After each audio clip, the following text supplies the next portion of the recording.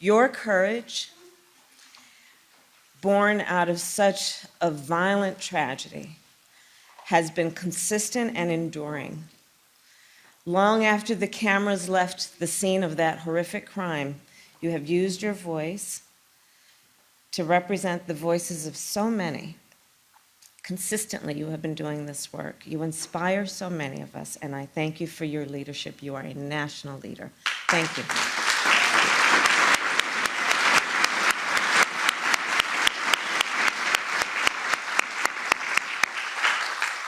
So, friends and family members of those we lost, civic and community leaders, and members of the clergy, your collective resilience, your compassion, and your commitment to action inspires me, inspires our administration, and inspires our entire nation.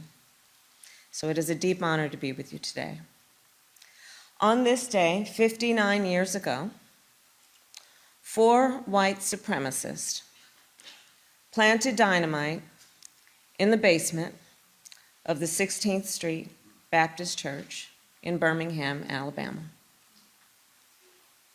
The blast took the lives of 4 beautiful little girls and injured over a dozen more people, including Sarah Collins Rudolph, who is with us here today.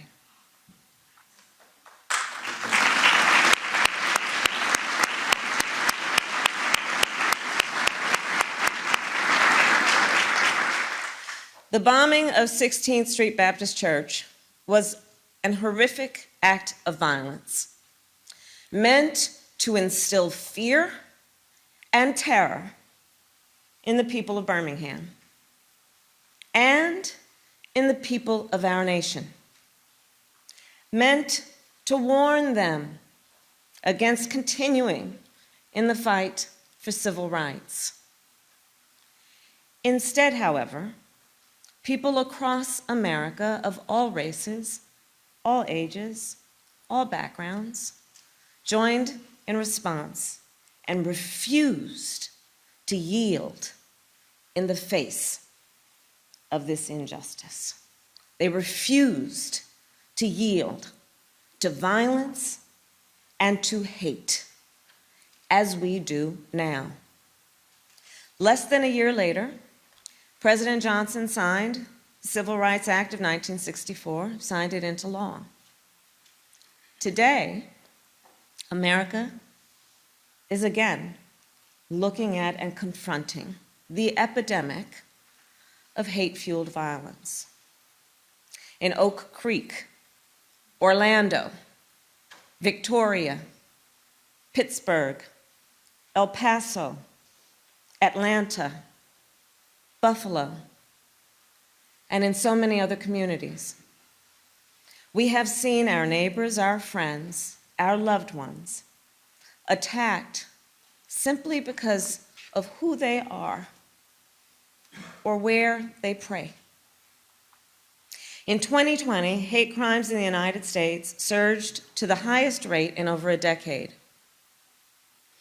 As you have heard, as a former prosecutor, as a former United States Senator, and now as Vice President of the United States, I know the horror and the pain that these attacks cause. Earlier this year, I visited Buffalo to attend the memorial service of Mrs. Ruth Whitfield.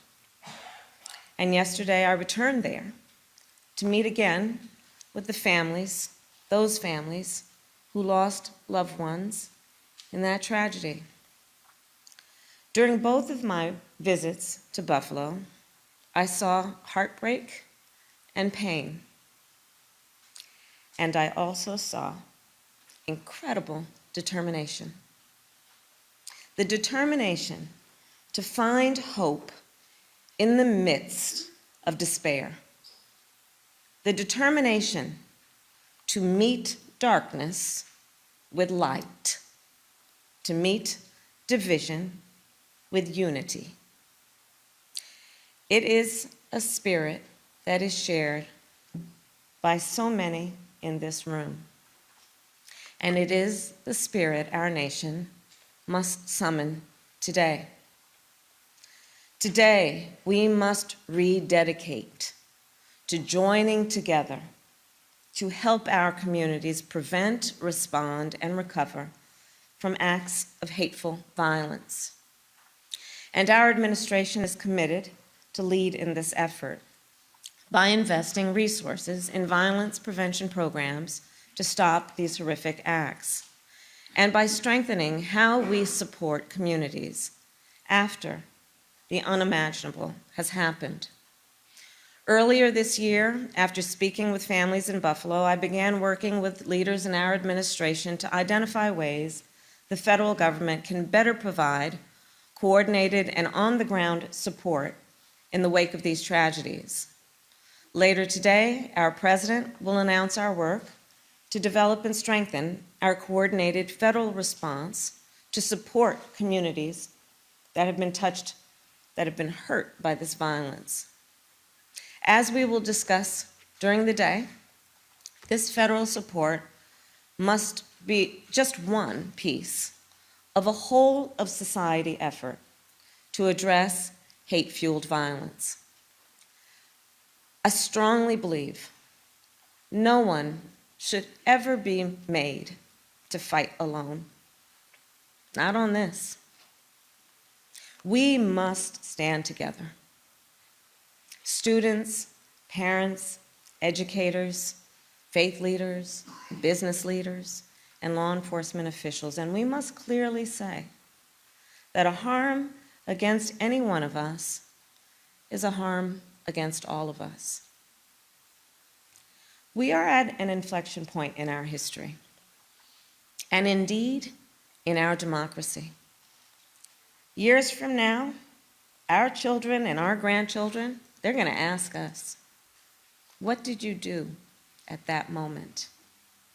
What did you do to help protect our communities, to fight hate-fueled violence, and to build a better nation?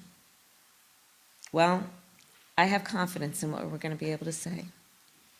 We will tell them we were all here together today, and we will tell them that in this moment, we stood united. We stood firm in our belief that we all have so much more in common than what separates us. We stood firm in our belief that out of many, we are one. May God bless you.